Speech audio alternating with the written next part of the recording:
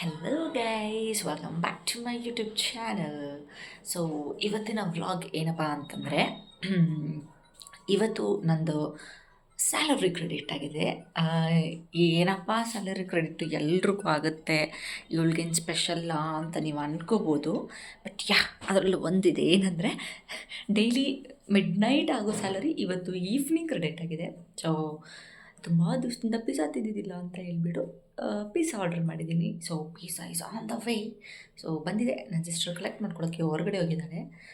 So yeah will heat pizza ನಾವು. So plan ಮಾಡಿದ್ವಿ, ನಾನು ನನ್ನ ಸಿಸ್ಟರ್ ಕೂಡಿ ಒಂದು ಯಾವುದಾದ್ರೂ ಸಖತ್ತಾಗಿರೋ ಥ್ರಿಲ್ಲರ್ ಅಥವಾ ಹಾರರ್ ಮೂವಿ ನೋಡಿಕೊಂಡು ಪಿಜ್ಜಾ ತಿನ್ನೋಣ ಅಂತ ಹೇಳಿ.